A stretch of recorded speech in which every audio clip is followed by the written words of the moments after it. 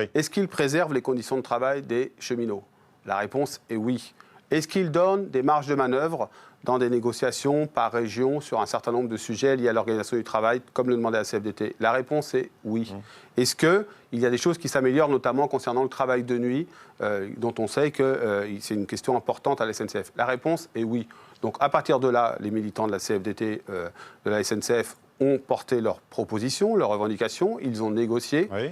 Leurs revendications ont trouvé un écho et ils sont satisfaits, ils s'engagent dans la signature. Ça me paraît tout à fait normal. On s'intéresse aux autres syndicats quand même, parce que c'est intéressant. Il y a un tel gouffre d'appréciation. Par exemple, le Sudrail FO également critique des mesurettes, donc ce n'est pas la même appréciation.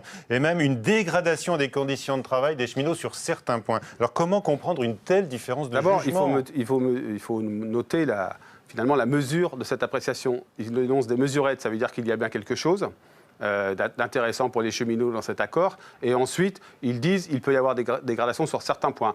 Oui. Ça veut dire que, grosso modo, il y a beaucoup de points sur lesquels il y a amélioration selon ces organisations. Donc moi, je le dis, oui, la CFDT a été satisfaite dans ses revendications. Les militants de la CFDT s'engagent, y compris les conducteurs, dont on sait qu'ils sont importants et nombreux chez nous. Moi, je pense que cette grève, pour ce qui concerne la CFDT, elle n'a pas lieu d'être.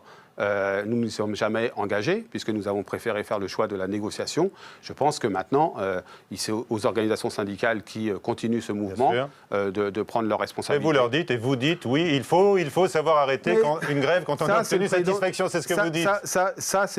Moi, je ne dis pas il faut savoir arrêter une grève, je dis il faut savoir négocier. Oui, c'est ce que vous avez fait. Pour ne pas rentrer en grève.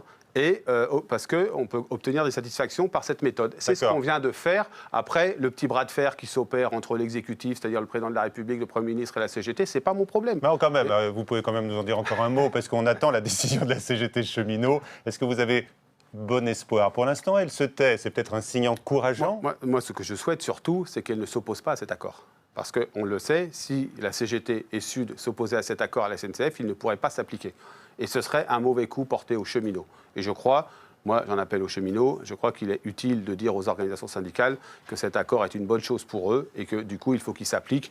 Il y a ceux qui prennent leurs responsabilités en le signant, c'est le cas de la CFDT et je pense de l'UNSA, et il y a ceux qui au moins ne devraient pas entraver le fonctionnement de cet accord en ne s'y opposant pas.